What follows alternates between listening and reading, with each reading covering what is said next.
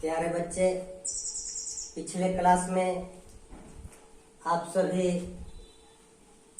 व्यंजन वर्ण किसे कहते हैं इसका अध्ययन किए थे। आज हम लोग व्यंजन के प्रकार का अध्ययन करेंगे, इसे समझने का प्रयास करेंगे। देखिए, व्यंजन के प्रकार, व्यंजन के मूल प्रकार 3 होते हैं, और यदि कहा जाए कि व्यंजन के कुल प्रकार, तो कुल प्रकार 5 होते हैं। अब देखते हैं।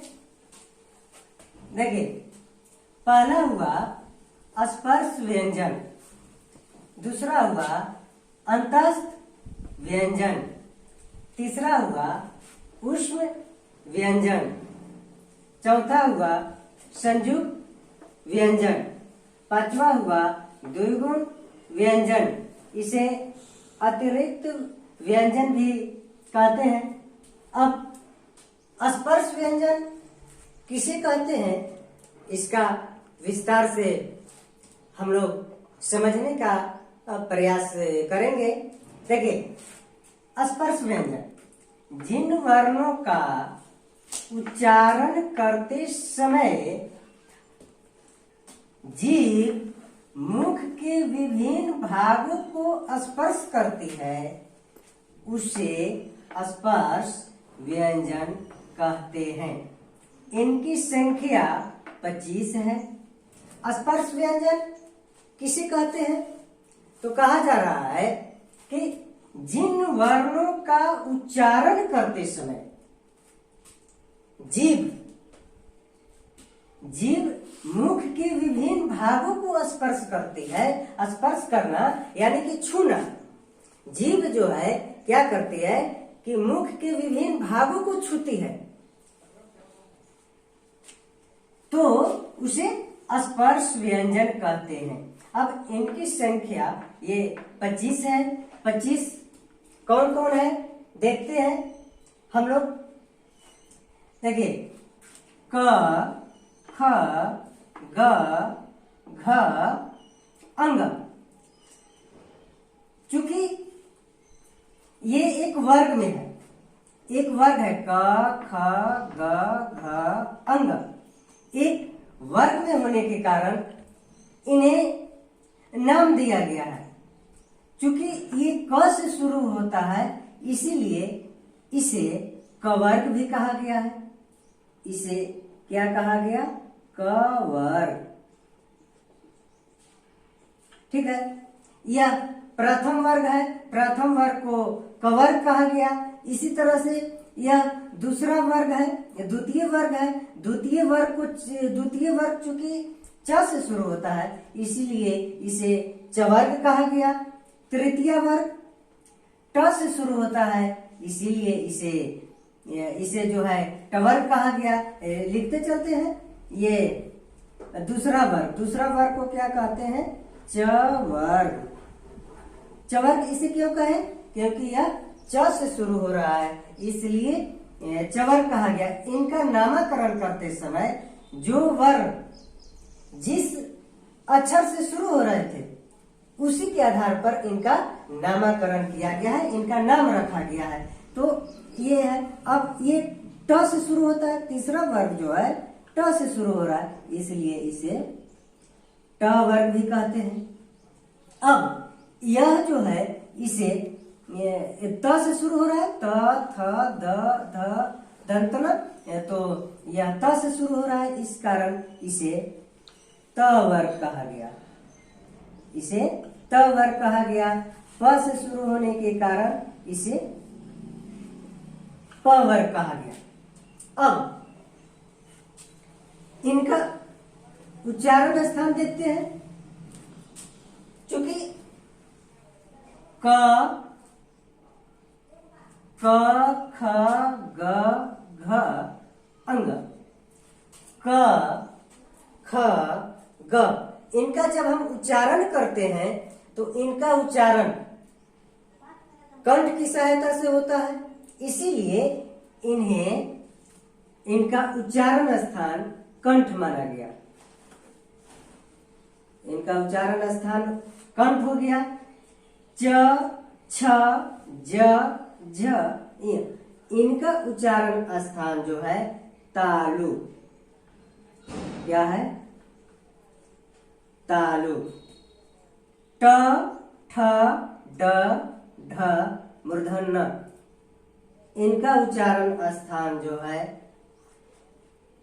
इनका उच्चारण स्थान हो गया मूर्धा। इनका उच्चारण स्थान क्या हो गया? मूर्धा। अब त, थ, द, ध, दंत न। इनका उच्चारण स्थान हो जाएगा दंत। प, फ, ब, भ, म। इनका उच्चारण स्थान हो जाएगा ओठ या ओष्ठ भी कहते हैं। अब देखिए उच्चारण स्थान।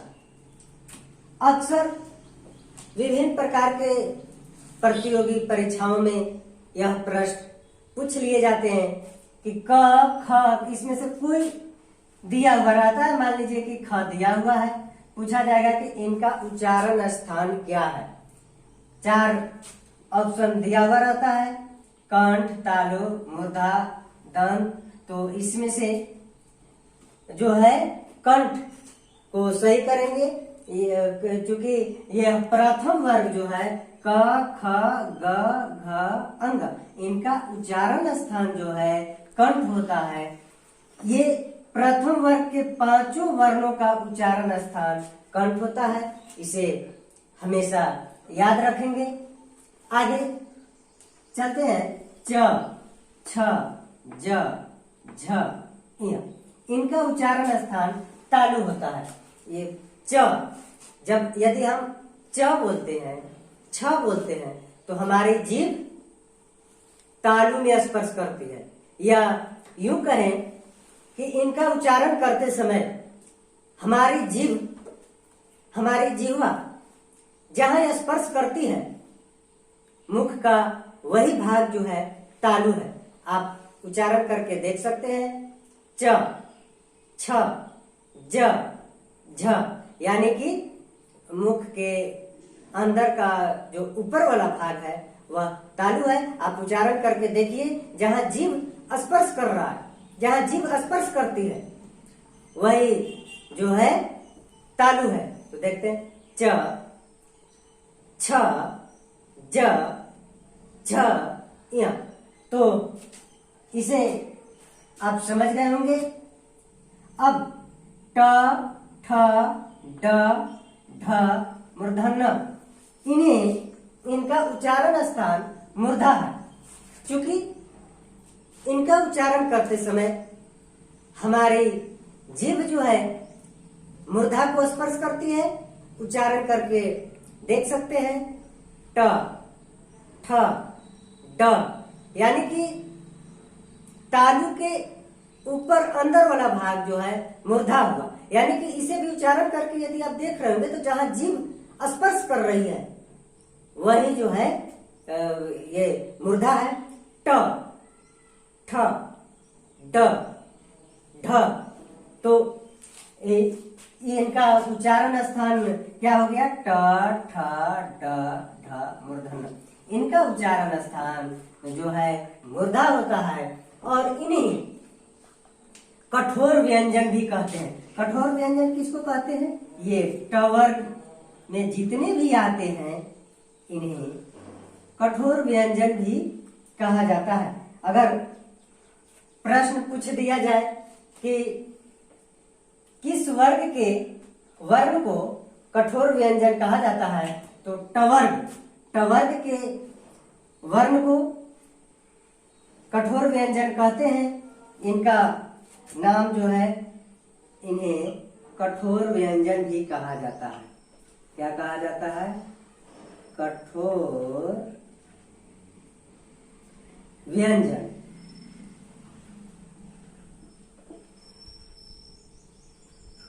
ये क्या हो गया? ट, ठ, ड, ढ मूर्धन्य, इनका उच्चारण स्थान मूर्धा हो गया और इन्हें कठोर व्यंजन भी कहा जाता है।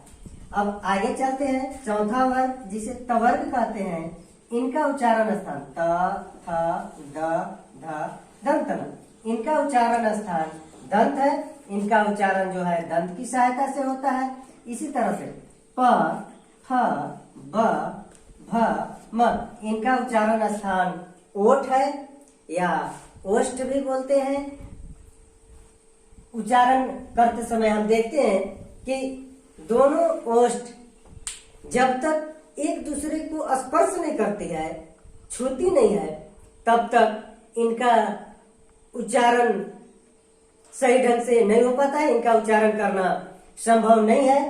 तो इनका उच्चारण स्थान अब आप समझ चुके होंगे। ये 5 स्पर्श व्यंजन है, संख्या में 25 है और ये एक वर्ग में विभाजित है। 5 वर्ग है, कवर्ग, चवर्ग, टवर्ग, तवर्ग, पवर्ग। इसलिए इन वर्णों को ये जो है वर्गीय व्यंजन भी कहते हैं। इन्हें स्पर्श व्यंजन तो कहते ही हैं, लेकिन स्पर्श व्यंजन को ही वर्गीय व्यंजन भी कहते हैं। क्या?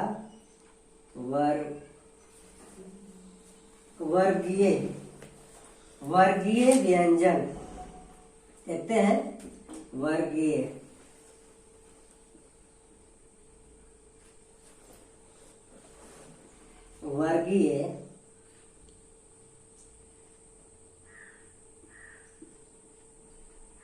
व्यंजन। वर्गीय व्यंजन कौन है?